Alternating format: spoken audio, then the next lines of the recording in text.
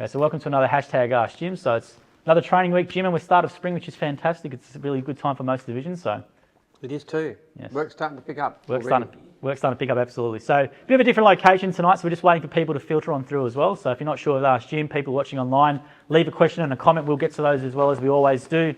And then people in the audience here, which are our new franchisees, can get priority with asking Jim a question. So first off, Jim, let's just talk about the local heroes, which people might not know, but we've got our two winners there. Yes. So do you want to tell people about the local heroes first of all? All right, this is for New Zealand Local Heroes winner, which is Mark, who gets $500 worth of Jim's services. Nominated by Jan. Mark is a humble, selfless individual who dedicates his life to helping others. Despite living on a modest income, he spends most of his time doing community work. Isn't that amazing? Most of his time, even though his income isn't so good, supporting struggling businesses, feeding the homeless, and even saving lives, though he never seeks recognition. His commitment has been lifelong, earning him a runner-up spot for Aucklander of the Year for his youth charity work. However, his own home has suffered, especially after breaking his back a few years ago.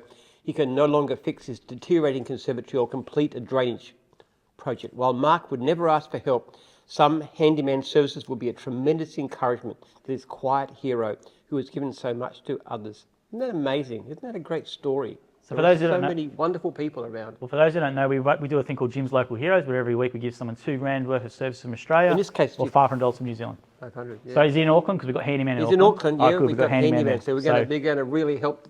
Easy. So if you want to nominate someone, head to gyms.net or the gyms.co.nz website. Nominate anyone you like. Every week we give away $2,000 and $500. So the next one's the Australian winner. Jim's Australia Local Hero winner, Graham McMurty, nominated by Diane McMurty for $2,000 worth of gym services. It's not a matter of them being better than New Zealand. It's just because Australia's bigger. We've got more money for it. That's exactly right. Yes. My husband Graham is a true local hero. 11 years ago, our daughter Hannah was tragically killed in a car crash, a loss that forever changed our lives. But instead of retreating into grief, Graham chose to passionately share the vital message of road safety. He speaks at schools, early childhood centres and to the public, both in person and via Zoom. Graham also dedicates his time to supporting first responders and other fathers who have faced similar devastating losses. Beyond this, he volunteers in the community, helping with school programs and community breakfasts. Despite everything, Graham has also become my full-time carer after I suffered a stroke following Hannah's passing. Through it all, he remains kind, caring and supportive. However, many things around our home need urgent attention that Graham is physically unable to address. Please, Jim, we need your help. Graham truly deserves this recognition for all that he does. Well, we're really happy to provide $2,000 worth of any of our services to Graham. There you go. So Graham, $2,000 worth of your services coming your way. I'll make contact with you soon as well. And if you do leave an entry for the Local Heroes, which is on our website, you can do this right now, Local Heroes on the New Zealand or the Australian Gyms Group website. Please leave a bit of detail. Some people put submissions, go, I deserve it because I'm poor or something like that, and that's it. Give us a little bit of detail about why you deserve it or who you're nominating. It's so amazing. People who are in such need themselves and are the ones that do give so much to help others. It's hard to pick. It's hard to pick because we obviously did it on 3AW. We've got a lot of entries as well, so we do take them seriously. We do read them as well, so it's very hard to choose every week, but we do choose some really deserving people like we've got there. Yeah. Cool. So we've got a few more people coming in now, which is fantastic. So let's kick off Ask Jim. So we have a keen questioner over there, which is great. Yes, come up and ask Jim a question anytime, anything you like. Hi Jim, I'm Paul from Sydney, Mulgoa. I'm mowing. My question is, Coon Cheese got forced legally to change their name. If you ever got forced to change Jim's mowing name, what would you go? Nothing offensive about Jim's, thank you very much. I know that. I didn't think there was anything offensive about cheese either, but that's another story, isn't it? Well, they start using Jim's as a derogatory term for some racial group or other, I suppose we would have a problem, wouldn't we? But it'd be very hard. Someone named Jim might have an offence, I don't know. Well, as long as we kept the logo, the actual beard and the hat thing, which obviously was me, I suppose we could call it something else and call it Tim's Mowing or Jimbo's Mowing or... There is a Tim's Mowing going around. There is a Tim's Mowing. There is a Tim's we Mowing. Can't use that one. Well, you're up for competition. Yeah. Well, but no, Coon was the problem, wasn't it? It wasn't it? Yeah. It'd have a different meaning, that word, and didn't help. Not a good one. Nice stickler of a question to start with that one. Not an changed easy the name one. to? What did they change the name to? Cheer cheese, yeah. Cheer cheese, was it? Yeah. Okay, come. G'day Jim, Eugene here from cleaning. This is a bit of a controversial one and something to do with marriage and a bit of marriage advice, I guess, looking for. What do you think of the phrase "happy wife, happy life"? Okay, well, you're asking somebody who's been divorced 3 times. So as a marriage counsellor, I'm not necessarily the first person you should be asking about that. But having said that, there's nothing more important in life than a happy marriage. It actually counts a lot more. I do a lot of research on happiness. And having a happy family life is actually a bigger indicator of happiness than having a whole lot of money. Especially if you don't spend it you spend it just for status and display. I don't think there's anything more important. And look, I bombed out 3 times. I'm obviously an extremely difficult man to live with, no question. And 23 years ago, I was introduced to this lady, Lee, and I fell crazily in love with her on the first night we met, and it hasn't changed. I still adore her totally. So she's just a wonderful person. She's a very giving person. She just thinks of other people all the time. She's a great mother. She's a great wife. She's a great friend. She's just a wonderful person. So sometimes God just blesses you. So I can't claim much. I can't claim much credit for it. She actually finds me so difficult. The only way she can cope with me is by saying, "This guy's got Asperger's. He's autistic. That's why he doesn't notice things." So that's not very good advice, is it? No, but it is. Find an amazing wife. Yeah, that's very encouraging. Thank you. Having said that, let me tell you, my beautiful wife is incredibly loving and passionate. She also has a really ferocious temper, and I doubt most men could cope with her as well as I do. Yeah, But she's glorious. I adore her completely. That's awesome. Thank you. Thank you, Good Shane. question. Thanks for that one. Great question. I'm going to put that down as one of my favourites already. I love that one. Go for it. Come up. Hey Jim, it's Clint from Mowing. With 5,500 franchisees all around the world, how do you stay so calm and it seems like you just got a level head all the time? I have a very strong sense of mission in what I do. I don't believe in living for money. And that may seem strange, because the only reason you listen to me is because I'm rich. I mean, let's face it, if I was an impoverished, homeless guy, you wouldn't be saying, "Who is this guy? I'm not going to listen to him." But the fact of the matter is I've never seen money as the most important thing. The only reason I really want money is to run my research program. And I also have a sense of mission for that. I have a sense of mission for my franchisees. So my life is driven by purpose and my family. Those are the 3 things that matter to me. And if you keep... This is what God's asked me to do. Money is a gift from God to be used for what He wants us to use it. It's not for something for pride. It's not for luxury. It's not for personal adornment and status. It's for using for good purposes. And I think that sense of mission, that sense of purpose, centers me a lot because I see it in perspective.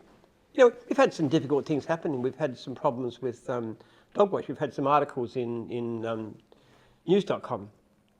And I'm bringing attention to them too. But I mean, I think they're unfairly unpleasant.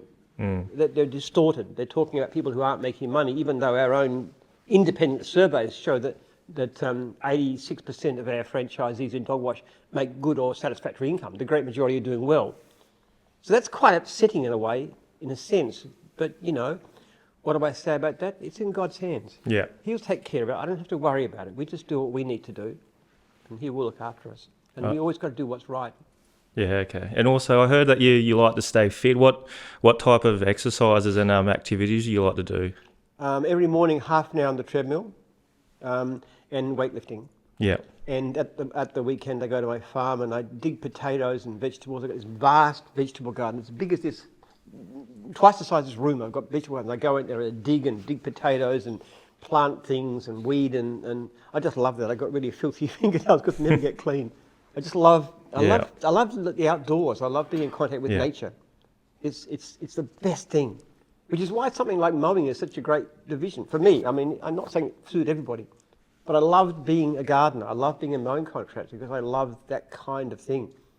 And I think it's a pity, people don't recognise there's this passion we have for you've got to be a manager. You've got to sit in front of a computer all day, and that's kind of like what a good life is about. But the happiest people don't tend to be bankers and lawyers. They tend to come fairly far down. People who work physically with their hands, on the whole, tend to be happier than those who work indoors, which is really interesting. I'm going to try to go to the gym early in the morning Yes. if you I want to come down. Well, you can work off some of the food you've Yeah, been eating that's too. right. It's very good, isn't it? That's a deal. All right, thanks, Jim.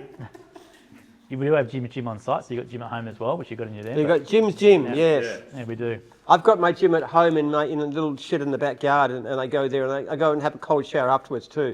You've got a bask under the cold water, so exercise cold is really good for you. That's also a matter of morale too. If you keep your body healthy, then your mind is more active. You know, the exercise is a better antidepressant by far than anything on the market. It's really, if you could bottle what exercise does for you, you'd make trillions of dollars. But you can't. You've got to get there and do the hard work. Yeah, that's right. Yeah, I It's think a great move. you could outlift Jim though from the look of how big you are. So probably got me big covered. We'll see you in the morning. Who's got a question for Jim? Just come up and ask him. Anyone? Just come up and ask him. Yes. Just interrupt us. It's for you guys to ask him anything you like on camera. Personal, history, science, life. Hi, Jim. Mark from Mowing. Just a question. When you first started out, did you ever think you would get this big with Jim's group? No, not at all. When I first started out as a franchisee, bear in mind I was up against a competitor that had 250 franchisees. It didn't even occur to me that I could draw level with them. Somebody actually asked me when I just launched, he said, how big do you think it might be? And I said, look, if it works well, I don't know, it's a new venture. If it works well, one day we could have as many as 100. That's what I actually said at the time. I had no idea. Even after the first couple of years, I really didn't understand how big it would be. If you'd have told me we're going to have 5,500 franchises, I'd say, come on, you're dreaming. What are you smoking? I mean, really? It would have seemed extraordinary. Oh, that's pretty, are you thinking of going anywhere else in the world or just staying to the Yes, countries? hopefully in a year's time we'll be in Florida as our beachhead. We've got Dan Carl. You're going to hear from him tomorrow morning. Yes, tomorrow. Yeah. Tomorrow. Fantastic guy, great story. This is a high school dropout who bought a mowing franchise with great trepidation in his early 20s. He's now one of the top franchisors in Jim's Group. I've seen quite a few of Joel's There's a lot of videos. videos. You've Yeah, seen everywhere. the, you've I've seen seen the all the videos. stories of Well, it. he's really keen to go in and be our Pioneer there. pioneer into the States. Yeah, he's definitely the one, I think. Well, I'll someone tell you can what, do if it. we could have 5,500 in Australia, you imagine doing the same thing in America, you'd have 60,000. Yeah, you'd be It's a nice jumper as well. So just whilst we've got you on there, can you just turn around real quickly so we get on camera? Jim's on the back. Cool. Yeah, Very cool. That's good. That's nice. Good man. Thanks for buying that. Got a question, guys? Feel free to come up and ask Jim. Even though I've got a few questions here, it's better if you ask Jim on the microphone as Yeah, well. great. Just come up, Come up. interrupt us. It's for you. Ask anything you like. Anyone who asks Jim a question gets a prize at the end. So it's a really easy way to get some merch up here. Hi, Jim. Mick from Queensland in the Hey, mowing. If there was a movie about your life, who would play and you got to choose the actor, who would you choose? I would pick someone like, what's the James Bond? Piers Brosnan, you think? No, not Pierce Brosnan, the new one. What's his name? Daniel Craig. Daniel Craig, yeah. Daniel Craig, definitely. And the biggest advantage, he looks nothing like me. He's far better looking, good looking than me. But then they have to find someone incredibly gorgeous and beautiful to play my wife. And that would be impossible because nobody's as gorgeous as her. So, Brownie points. Is she watching? Does she watch this? She does. Daniel Craig. Daniel Craig would make a great Jim, don't you reckon? Put him on a beard, you wouldn't. I was going with Tom Hanks, but Uncanny resemblance. Uncanny resemblance. Uncanny resemblance. I'm as ugly as sin and he's so good looking. I don't really like James Bond very much. I don't like men who sort of play around with women, but he's just a great character. There we go. Good question. If you've got a question, guys, feel free to come up, ask Jim up here. Just come up and ask him. Go for it. Ask him. Another jumper, which is great. Talking, I know, how great Fantastic. are they? Looks good. They're fantastic. Talking about looks, my father-in-law is a spitting image of you. Can I show you a photo? Please, it's. You can. My commiserations. You should to hold him. up to the camera as well, so Yeah. people on there can see. So there's a camera right there. Can you see? Can you see that? I don't know if you can see it. Yeah. Right. Let's have a look. Have a look. So that's Ken Young. All right. Okay. I know that photo might not very good, but in real life, his charisma, the way he talks, everything. So you've got a long lost brother. A long lost brother. Long lost brother, yeah. There we go. You Look never out. knew. That's a good one. We'll put that. A long lost brother. He's aged very well, I must say. Yes. Age can. I asked my wife actually. She said, "What if you could do a?" Because she continues to look like she's 25, which is a bit. And I look like a grandpa. I actually went to hospital when we had our last son, and they said, "Yeah, your daughter-in-law is in that room." I said, "No, I'm her husband." She's like 17 years younger than me, but she seems about 40 years younger. But I asked her what would happen if I could be rejuvenated and look as young as she looks, and she said, "No, well, all the girls would be hitting on you," which shows her extreme bias. You've got to admit, if somebody thinks I'm good looking, she's really besotted. That's for sure. There you go. We'll put that up on as a clip and we'll see what people think with that one online. We'll run a poll. Ken would love that too. For sure. If you got a question, you guys feel free to come up and ask Jim as well. Just come up. Don't put your hand up. Just come and interrupt us. Go for it. Whip through them. We get you to write them down here. Only if no one's got a question, then we read them out. But we prefer if you just come up to the microphone and ask Jim anything you like. You get a prize at the end. Got some great prizes here. They've got beer, you've got hats, you've got Monopoly, you've got... So good evening, Jim. I have a two question for you. Yes. So is it necessary to buy public liability insurance from you, or we can buy from anywhere else as well? Must be from us. The reason for that is it's the only thing we require people to buy from us. One of the most profound principles at Jim's is that we don't third line enforce. We don't want a situation where you have to buy from us when there's a better deal elsewhere. That to me is appalling. Having said that, our public risk policy is the best. There is no way in the world anybody has as good as that in terms of a deal. You can get it for just mowing lawns, but you can't get it for everything we need to do. But there's a one simple reason. If you buy a public risk policy from anybody else, you can pay for it. A month later, you go back and cancel it. We would never know. 2 weeks after that, you have an accident, you knock a kid's eye out, you're sued for $5 million. Guess who gets hit with it? We do. And that would hurt every franchisee in Jim's Group. It would really put the company at risk. So to protect the company against major losses, we insist you do it through us, because then if you do that, if you cancel your insurance, we say, pay your insurance, or you will not stay as a franchisee, because we will not put the company at risk. That's the only reason we do it. Okay, so that means we have to buy from you guys, from gyms. You do need to, but it is a very good deal. We have people come to us and say, I've got a better deal. Say a mowing guy comes in, I can get a better deal with somebody else. And we have a look at it and say, yes, that's right. You're covered for mowing. You're not covered for gardening, rubbish removal, gutter clearing, anything else. You're not covered for any of those products, just mowing. That's why it's cheaper. So if you actually do gardening and you dig up and you break somebody's pipe and you've got a $100,000 damage bill, you're covered. If you use the cheaper policy, you are stuffed. You're most likely bankrupt. So it's very important that you get the proper insurance. Yeah. What division are you going to be doing? Mowing. Oh, you're in mowing. Okay. Yeah. Perfect. And All the more reason. Check it out. yeah. When you have a look at it, ask around, see if you can get a public risk policy and make sure it covers the same thing, and I guarantee you won't. Okay, I will. And the second question is, like, when I was searching for a franchise, especially the moving one, I did some research. Yes. So I research is like there is a one suburb and territory is like 50 kilometers away from where I live. And when I write in the Google reviews, the reviews was very bad, you know. So everyone on that reviews was saying don't buy Jim's franchise because their staff is rude. Even on the call center, like last week, the Victoria, there's a girl who's her name is Victoria. She wrote a huge review on that thing. It's like a Jim's Penrith moving page, and she said you guys charge her 3 times in a row. So my question is, like, I went to her and I did my job, and somehow she charged 3 times somehow. So who gonna refund that money?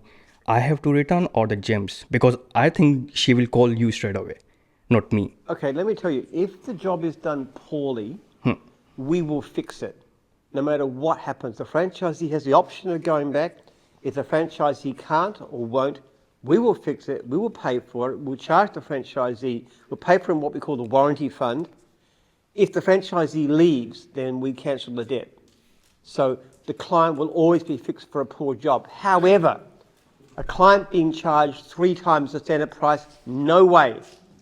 We are not cheap as chips. We are the quality. We guarantee our job. We are fully insured. We are police checked. We'll do whatever's necessary to make sure a client is looked after. But often we'll charge more. I don't feel a client saying, and I see these reviews myself because I check through. I do I check through all the poor surveys every day. I check through them all, and I don't think that charging treble someone else is a bad thing. It shows to me that somebody's actually making good money. Because let's face it, we're in business to make franchisees well off. That's our top priority. Now we look after clients because we want to have lots and lots of clients who are prepared to pay good money. But ultimately, the aim is to have you making a great income. And I don't mind. If you are busy, I want you to charge high. And you will be. You're going mowing guy? Yeah. You're going into spring, you're going to get busy. By December, most mowing leads will go unserviced. Well, why not go in and do a $60 job normally? Why don't you charge $150 for it? Yeah, for sure. Because you don't mind losing it. And we won't get upset. We will never have a go at you for charging too much. We will have a go at you if you don't do the job well. So you charge $150 if you like, but do a fantastic job. And if you miss something, you're going to go back and fix it. So having said that, if for suppose that review was a fake, will it affect the franchisee? How you will judge whether it's a fake or the real review? Well, you're talking about Google My Business reviews. presumably. Yes, totally. Okay. That reviews, because like a normal person, when someone writes a gym's moving near me, so they're gonna be first business, and when I will be see like it's going to be only 3 stars, and I'll review. What suburb is that in? It was a gym Penrith. Penrith. Penrith. South Wales, yeah. Yeah. I'll have a look at that and So see this what's one- going on. That is extraordinarily poor. I'll have a look. Yeah. We have our own internal rating No, system. I'm asking, what if she's lying? What if? So how you gonna judge? Can't do much about it in a Google rating. Yeah. If it's a gym's rating, you can actually challenge it. Like, for example, if it's clear that the client is being completely unreasonable, like they're saying the job is terrible because you didn't scrub the walls of the house in a vacate clean, but that wasn't in the quote. Now, if it's clearly shown that the franchisee has done the right thing, our own ratings will take care of it. But our ratings are actually better than the Google rating too. I trust them completely. If I want to get a job done, I check our own ratings. I wouldn't dream of going to Google ratings because they're too easy to manipulate. You just get all the people, your friends, to go and put good ratings. They're very phony, honestly. So it won't affect the franchisee. Not a G&B rating, No. no. But No. you can actually report reviews. So if you actually go to that person's name, for example, there's 3 dots next to them. You click it, it actually says report, there's false. If you have a couple of people do that beside yourself from a different IP address, for example, Google generally takes it down. So you can actually report the review, or the franchisor can get access and actually leave a detailed comment to it, which is good for transparency as well. So that's quite I'm going to check on that actually to see what's going on with that guy. We shouldn't have a 3-star rating. That's extremely unusual. Yes. Most of our franchises are very Yeah, good. when I was searching, and there was the first franchise I saw, Yeah. and yes, it affected me. But when I talked to Dan, yeah, he just told me each and everything was happening. So I was convinced, yeah. I think if you generally check, you'll find most of our people have very good reviews. You will find one division that actually tends to have a lot of bad reviews is gym fencing. But most of the reviews are the fact that we can't do the job. Because at sometimes 60% of our fencing jobs go unserviced, our leads. And people don't like that. So they'll give a bad review because you can't do the job. too busy to give a quote. And that's not, from our point of view, a negative. It's actually a sign that we're successful. We have a huge demand. We're actually looking at setting up our own. We're going to start setting up our own fencing franchise run from head office because there's so much work available and it's so lucrative. But Yeah. Thank you. Thank you, Jim. Love Good it. Very question. specific. yeah, We'll check it out. We've got a question, come up and go for it. Got a few comments online too, Jim, which we'll get to after this question as well, I reckon. yes.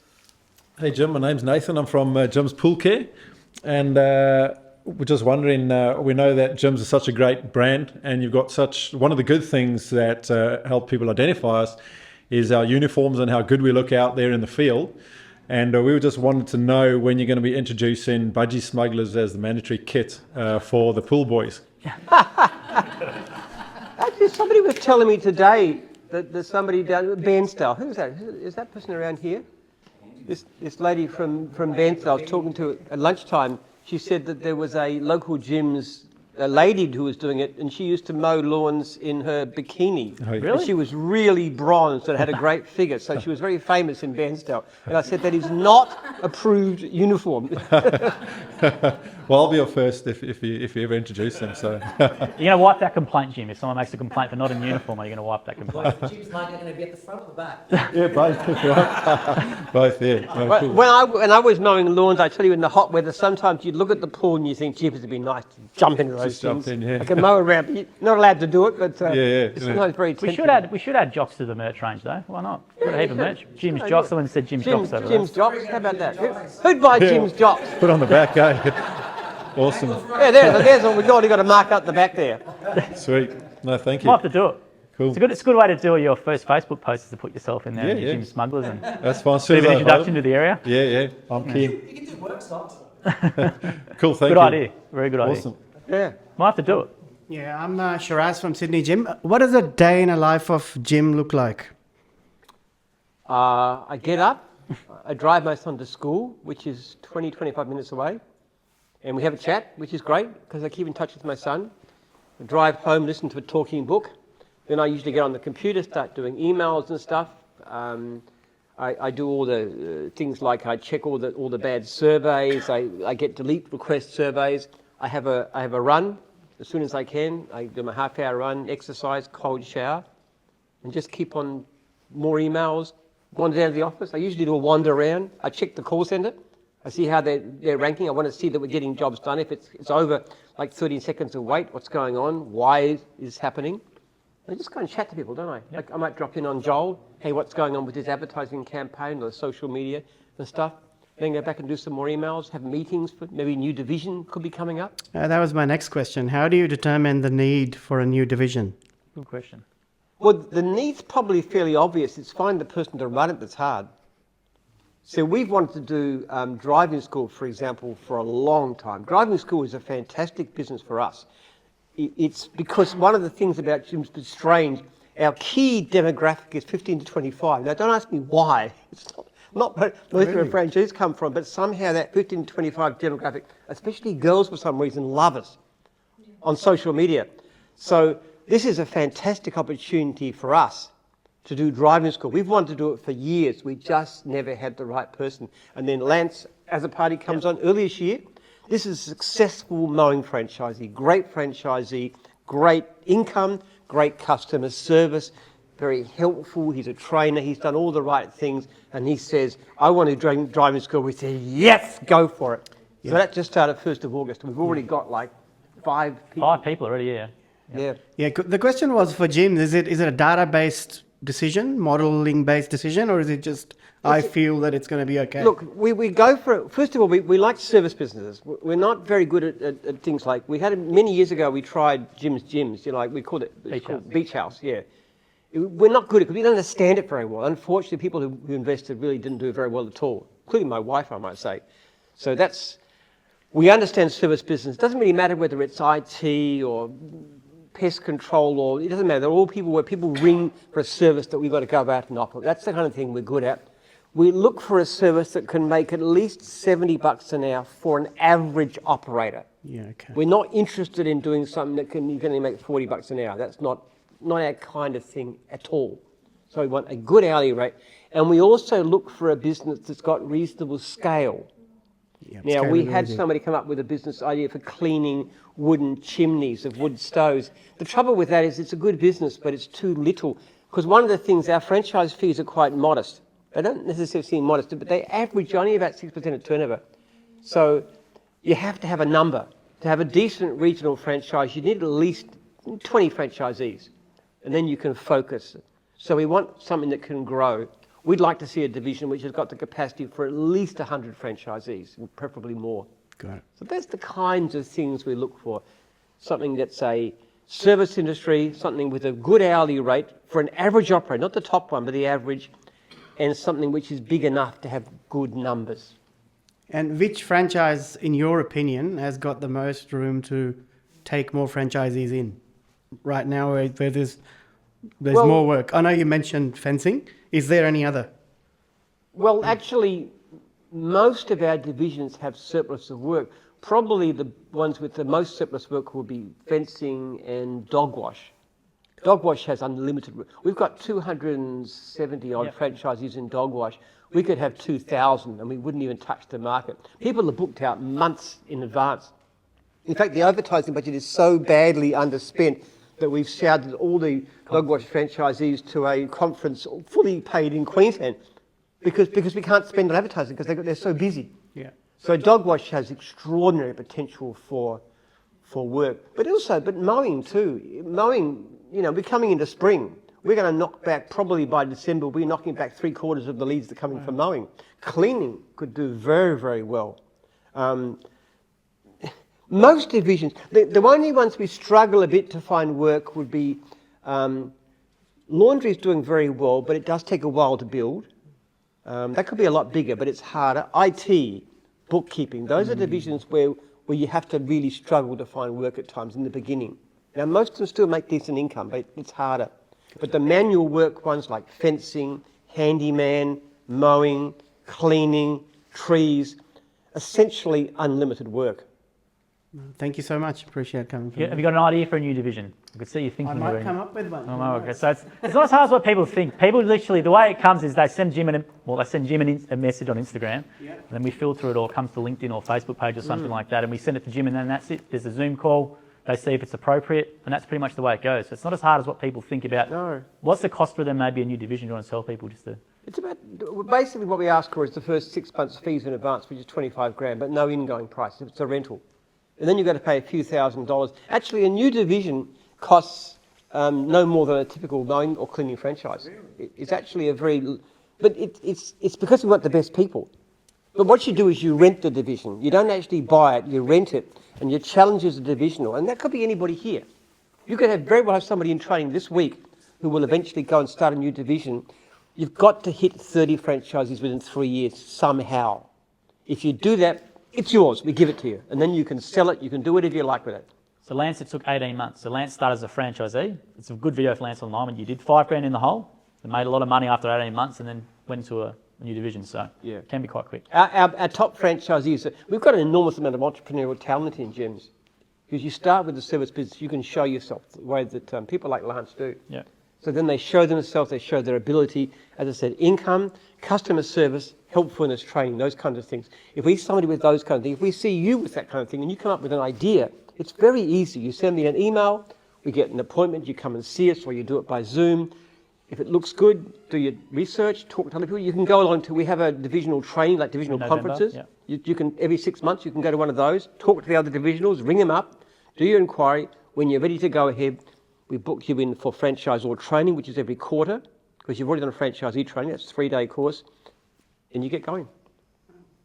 There you go. I'm interested to see what your idea is. You never know. In this room here, there could be a gym's division coming up. Somebody's going to run a multi-million-dollar business one day. You just don't know. Because, I mean, look, Bill Cobanoglu started Haydar, who runs the clean division now. He's got over 1,000 franchisees in his groups. He came to us, he was a cleaner. He was actually cleaning toilets, washing floors, and so he came to us. He's now obscenely successful. He says his phrase is, I went from cleaning to cleaning up. That's what he likes to One say. last question. So does this mean gyms, is gyms a call center or is gyms a franchisee? Gyms is everything. Division? What is it? Gyms here. Everything is gyms. The call center is part of it. The Gymland, IT exactly right. system. The franchisees are part of it. The franchisors are part of it. The manuals, the contracts, it's all the same process, the same system. Joel's part of it, my staff. Staff are just as important as anybody else, as franchisees. It's the people that make it great. That's good. Thank you.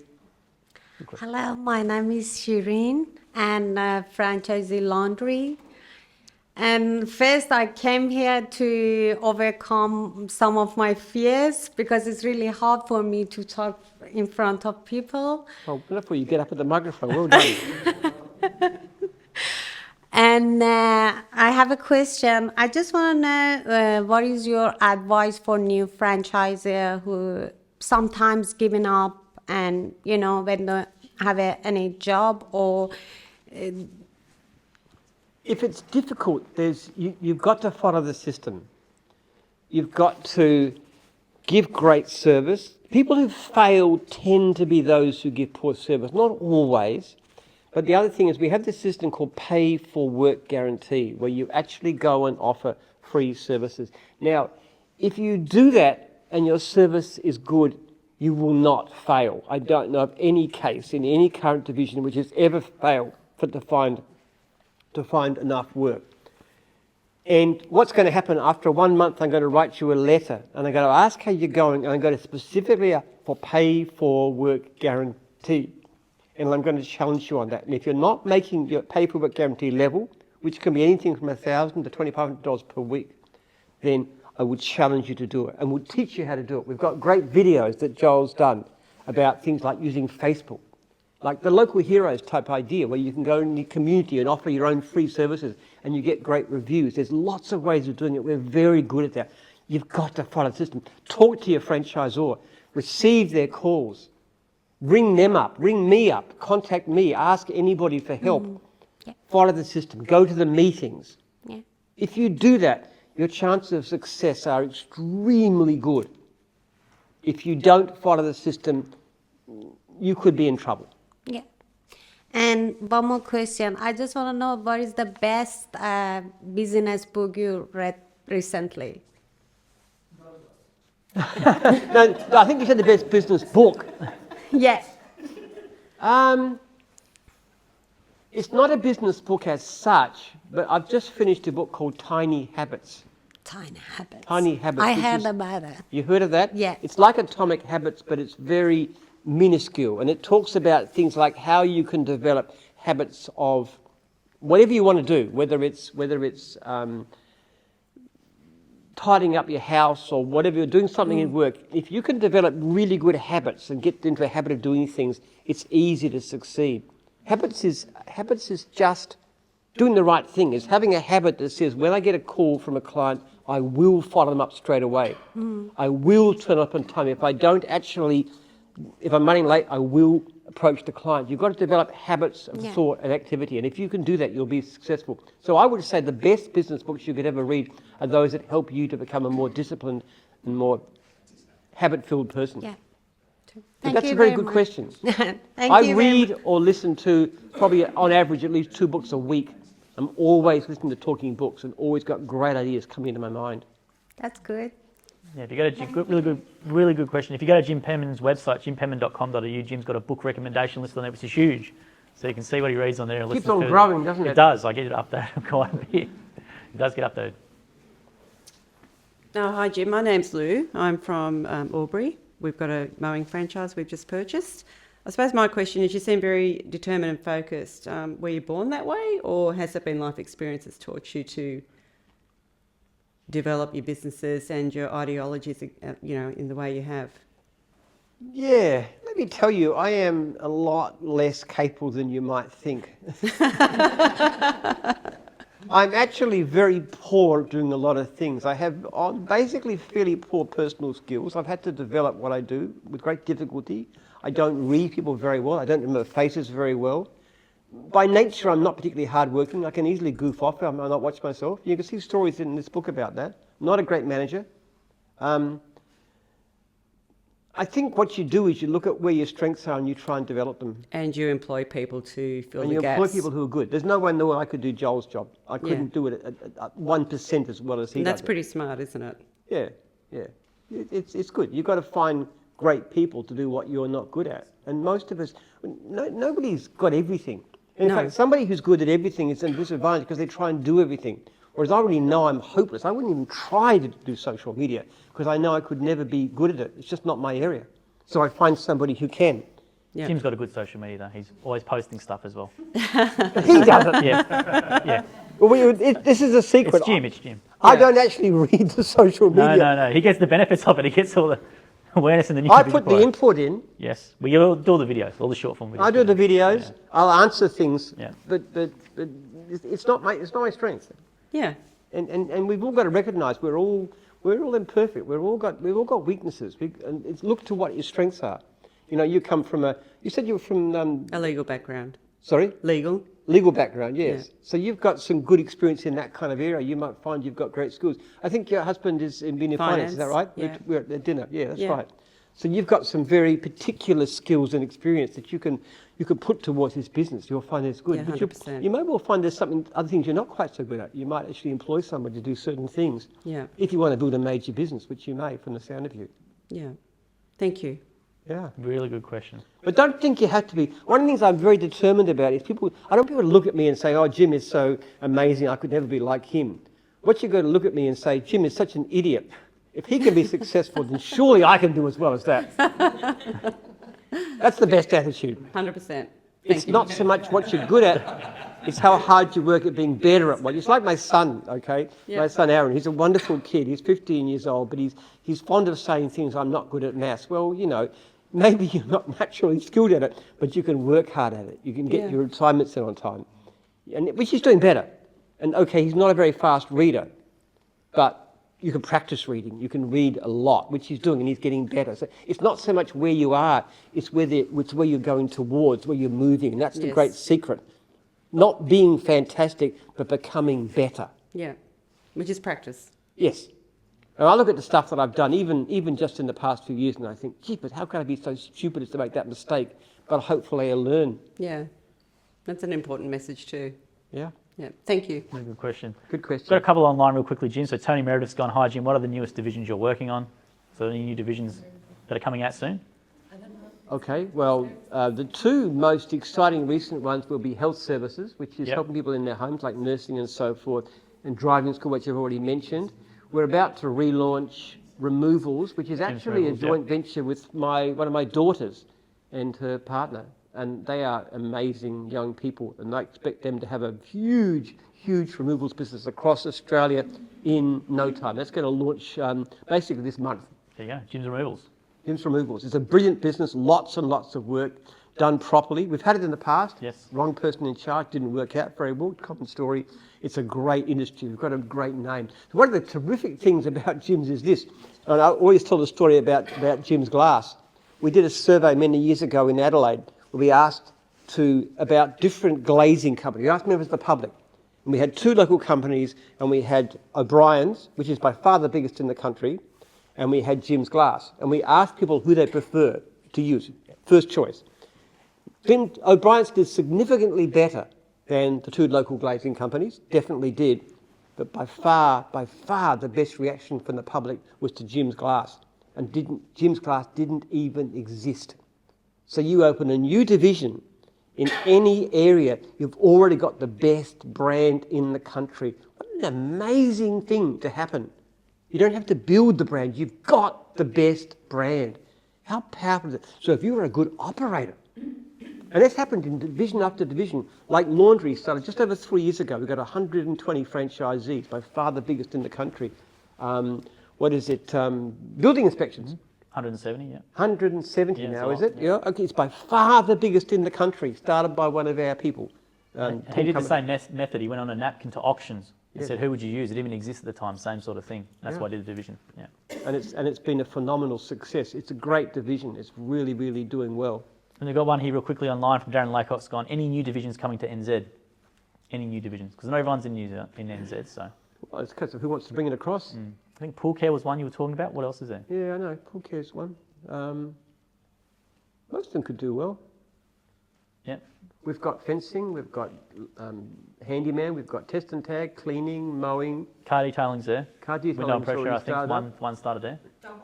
Dog wash is Dog there. wash is doing well Can we there, forget? yeah, Because you're doing it there, I forget, in New Zealand. A lot of work for dog wash in New Zealand, so. Yes. Yeah. Yeah, look, anything at all, basically that's working in Australia, we could work in New Zealand. Very similar cultures, actually. It's quite egalitarian culture, like Australia, so it suits our kind of way of thinking about things, the franchisees' orientation. The difference with New Zealand is the economy is so much worse, which is actually strange enough, it's very good for us, because our struggle is not to find clients on the whole, it's to find franchisees. So we have to work pretty hard to get them busy, but we do find them work. And we're actually growing much faster in New Zealand than Australia. Now, is it getting better, the economy there at the moment, or is it still? It's slowly improving. Slowly improving, yeah. It really is. Yeah. Well, at this province, that's promising. Yeah. You know what the best year Jim's ever had? It was the last time we had a recession. That was back in the early 90s, the Keating recession. And we had the best year. We grew from 1,000 to 1,400 franchisees in 1 year. 40% increase. We have never before or since grown that fast. And that was because the economy was rapid and we had work.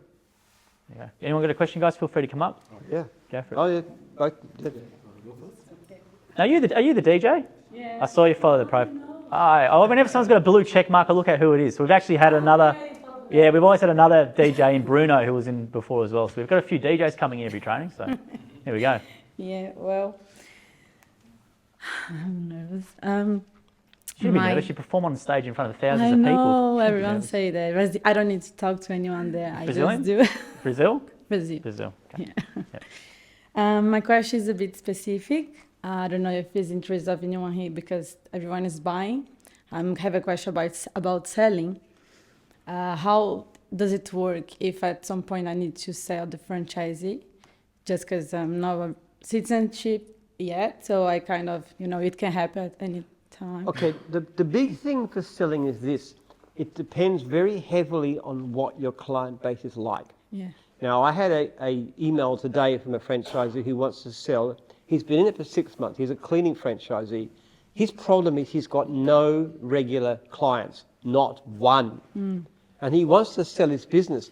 But you've got to look at it. What is a buyer getting? Yeah. What is he offering? He's offering his territory, but there are no clients. So he's going to find it very difficult. I tell him that with all due care, it's going to be unlikely for us to find a buyer because you've got nothing to offer. So what you need to do is to build a good regular client base. Now, what actually happens is this. What division are you in? Dog wash. Dog wash, okay. I have the clients. If you can't get regular clients in dog wash, there's really something wrong with you. But I don't say I have more than 100 customers regular. Okay, if you want to sell a dog wash business with 100 customers, that is incredibly easy. Because what happens is if there's any inquiry that comes anywhere near you, by contract, we must put them onto you. If the franchisor failed to do that, your franchisor was me anyway, so we will. That will be, we would have to give you the money for the business that was sold. So you have to be told, if somebody looks at a business and here's a vacant franchise with no customers, and here's one with 100 customers already making $2,500 a week, what are they going to choose? Yeah, of course. Of course they want deals, and they'll probably pay you more for it because it's got real value. I could charge more. So I could set whatever price I want. You can sell whatever price you like. You can sell it for, but it's all the buyer. So if say a vacant franchise was say $30,000, I'm just giving a generic example, and you have a business that's making $2,500 a week, you might offer $50,000 for it. Now, somebody's got to pay for it. They might say it's too much, but they might pay 40 or 35. But usually they'll pay more than the vacant franchise. I know I was talking to somebody at dinner tonight, and they were buying a franchise from a person who had 20 years experience. Who was that? Somebody was talking to, So you're buying for a franchise for a guy who's 20 years. That's a really, really good business. That's going to be a fantastic start, as I was saying at dinner. So the more customers you have, the more regular, the better the income. But we can't make a person buy your business. If you had no customers, we can't tell them you've got to buy that business over there because they say, I don't want that business. I want one here. I want the territory where I live. I don't want the one over there. Yeah. So it's not hard to. It's very easy to sell a business with a good client base. Very hard to sell one which doesn't. So and the franchisor would advertise with the income potential of this and all that sort of stuff as well. It's quite common for the franchisor to do a specific resale ad. To actually do a Facebook ad with the resale and have some details on there. It's common in Test and Tag and Mowing and some other ones as well. So So gyms help with the We sale. do. We're always advertising for franchisees. When a franchisee prospect comes into your area, we'll put them onto you. And we'll say, here's a great business that's already got a... Because as franchisors, we love it because you put them on there, they're making $2,500 a week from the way go. They're very happy. They're really, really in a good frame of mind. They're very positive. They love it. They're very excited. It's very typical. So anybody who buys an established business, when they write me 1 month later, it's always really, really positive. Yeah, having a great time, fantastic. Picking it up, taking a bit of time to get through the customers, but it's really good. So it's always really positive. It's for divisions like mowing, cleaning, dog wash, Test and Tag, those ones with regular clients, very easy to sell with the regular clients. Other divisions like fencing, for example, harder. But then again, if you have fencing, if you've got a team working, if you've got jobs booked out 2 months ahead, which is very typical, not so difficult. But if you've got no clients, nothing happening, quite hard. So it depends on the client. And the buyer will pay the same monthly franchise fee that I pay, or it depends on No, the same fees. The fees are always standard. Okay, same. Okay, I think that's so. Let me check. If you do well, if you want to sell, you can do splits too. With something like dog wash, you can split it. You can pass off 65 clients to somebody else, and you can get a good amount of money for that. You can pass what? Sorry. You can do a split. You Yeah. can split your business. Ah, okay. All right. Because you can sell your client base off to somebody Yeah. else and you still got clients. Then you build those up and you do another split. Some people split every year Yeah. and they make, they can make $25,000, $30,000 a year just from doing splits. Yeah. Because the business and the trailer is sold separately as well, right? Or Well, do I if you're sell- doing a split, then you obviously wouldn't pass the trailer with it Yeah, it because you would need be- it yourself. yeah. Unless you had 2 trailers, which often happens Yeah, in just dog wash. one, yeah. We've got dog wash franchisees who've got like 6 trailers Yeah. and they have people working for them. Yeah. Well, that was my plan because I think it's going so well. I could Yes. even take We have a another one. particular system in dog wash where you can put workers on and they pay a certain amount of money and half of that money they pay goes towards buying into the business. Yeah. So after they've been working for a couple of years, they've paid for their business and we just say, give it to them and they buy some clients off the person who's looking after them. Yeah. That's happening quite a lot. We've got a whole stack of people going through right now Yeah. who've done that. It's a good idea. There's a lot of people who put on multiple trailers, like Matt Wilson's got 6. Yeah. There's another lady called Jay's got a physical salon, Yeah. plus 4 trailers on the road as well. So there are franchisees in the division Yeah, I who have done heard this. so. And, yeah. And the trailer and the franchisee, they are half price or the price? How? I don't know. Well, the price of the franchise depends. You can actually pay a higher price, like $52,000, and you've got standard fees, For or the- you can pay a lower price, which is typically about 20 plus whatever the value of the goodwill is. Yeah. And that includes higher ongoing fees because we have to somehow finance the Yeah, trailer. of course. Trailer belongs to us. Yeah. But if you pay it, somehow you've got to finance it. Of course. Yeah. Because trailers cost like 30 grand. They're quite expensive. Yeah. All right. I think I got it. Thank you so There you much. go. Thank you. Got time for a couple more questions, guys. Want to come up and ask Jim? Go for it. Hi, Jim. This is Kumar. I'm from Sydney, from carpet cleaning. Okay. You always teach people how to make money, but you never tell people how to spend money. So that's how they can get happy, right? So I'm from Nepal, so Mount Everest. So I was thinking, like, why don't you start something like, people spend money, go for like Mount Everest expedition, something like Or that. Jim's Travel, you mean? Yeah, travel. We actually have somebody coming to talk to us very shortly about starting Jim's Travel. In fact, Yeah. we had an inquiry this last week about Jim's Travel. So we have an interest. Once again, it's really the right person. So when somebody approaches me, and I get inquiries most weeks actually. Somebody else actually asked me today about a business and I asked what it was about. And then I found it something to do with removals and I said, well, you can't do that because we're just starting up removals again. But travel for sure. Yeah, I have like all the basic things, if you want to start, I'm ready for the like base camp or Mount Everest, like you have 5,500 here, so you have connection millions of people in Australia, so you can easily get like 1,000 people per year, easy. There is a Jim's flag at base camp. Yeah, already. that's Someone's right. done it, yeah. The only thing I'd say about travel is that it's an area, it's a business we don't understand. It's very different from doing something like cleaning or mowing or dog wash or test and tag.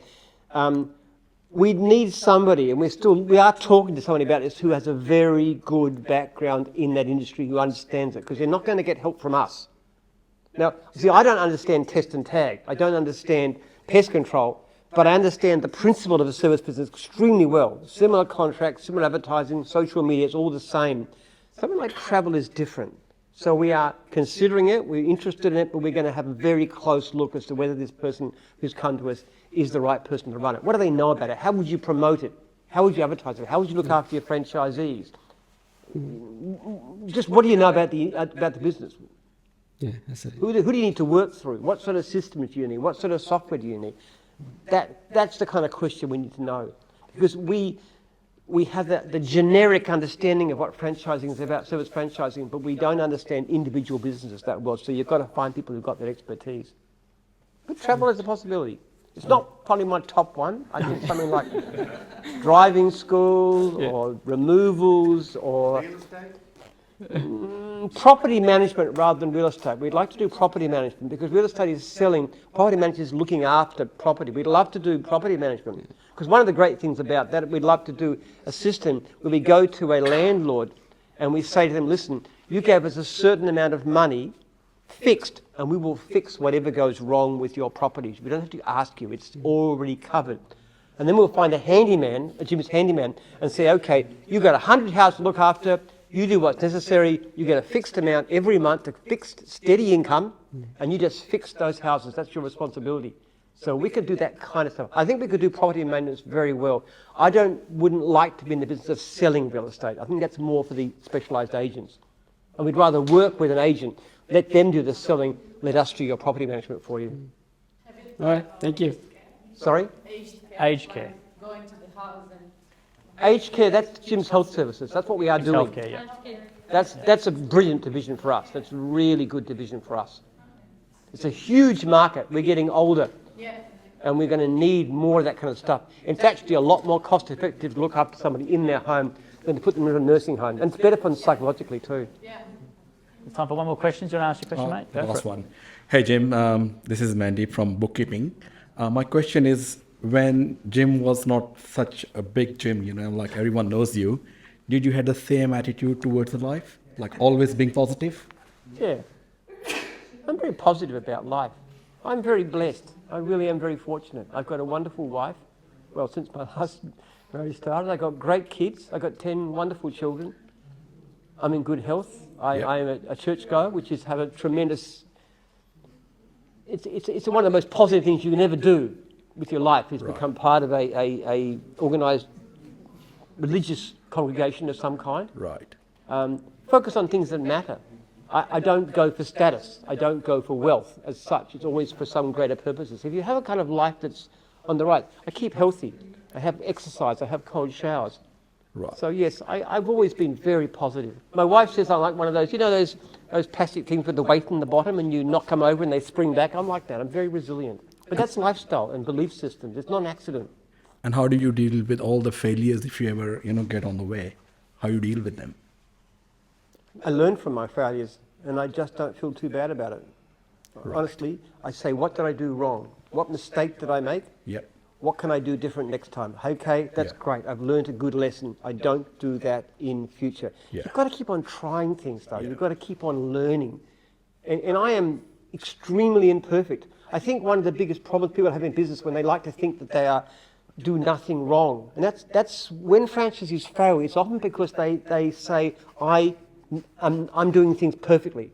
Yeah. And if there's a mistake or a complaint, it's the client's fault. Yeah. It's the system's fault. I'm not going to change. And they're the ones that tend to fail. But if you have to look at the attitude, I am imperfect. We're all imperfect. All have sinned and all fall short of the glory of God. We are all imperfect, and we all need to improve and do better. If you've got that attitude, you don't see failure as something that impinges on your basic value. It's simply a learning experience where you can learn to do better. And it keeps you humble. So as a part of development, how would you compare the attitude with the intelligence, So how would you say, Intelligence. Intelligence, yeah. Okay, intelligence is a lot less important than people think. The best estimates, it accounts for about 4% of total success. And once you have an IQ about 125 or whatever, top 10%, it doesn't make any difference at all. Character counts enormously. Yep. It's 96% character. To a certain extent, there's some fortune and connections and stuff, and being smart enough to buy Jim's franchise instead of going out by yourself, all right? But that's good judgment, all right, doing your research. But mostly it's about character. Yeah. I do not care with my kids whether they are brilliant at school. My youngest son, Aaron, is not great at maths. He's just got a lesson from the teacher. He's got to do better. We're trying to get him maths. He's not that great, but he's got a great character, that kid. Yeah. He's got a good attitude towards life. He's very much ready to learn. I think he'll do extraordinarily well. I don't give a stuff how smart he is. Some of my kids might be bright. That's not the biggest difference. Character is what I see. The best people have got great character. Right. Great question. Cheers. Brilliant question. Oh, thank you. Thanks for your questions tonight, guys. So, Jim, do you have the three that you liked that you want to give the first big prize? And if you ask Jim a question, please send me at the end to get a prize. Well, actually, I love that question about intelligence because people do too much focus on. Come up and grab whatever you like. Come and grab. Pick whatever you like. You whatever your choice. One item. Mine is the laptop. People have tried to take the laptop before. Yeah, that's a good one. Go for it. Good one there. What else, Jim? I can't take Jim either. No, we've had that asked as well. You can't take Jim either. No. People try and be adopted by me. That's for sure. They have tried that one. It doesn't work. I like the happy wife question. Who said that? That's a great question. Would you like to pick? Grab whatever you like. That's somebody with their priorities that are right. Thanks. Look, and honestly, there's so many wonderful questions here. But I like the one about books. Who said that? What book have you Business read book, lately? lady over there in the white jacket. Yep, come up, go for it. Pick whatever you like. Then everyone else who asked a question as well, come up to me at the end here, you get a prize as well. Now, I will say this as well, we do have a great time now to get a photo of Jim. So on Wednesdays, there's a really big rush. There's a nice light there. Hand me your phone and we'll take a photo now. Trust me, you'd rather do it now than on Wednesday. It's really rushed. So if you want a photo of Jim, I'll ask him a question at the end. Please let us know as well. So thank you for your attention tonight and good luck for the rest of your training experience. Great questions. Thank you.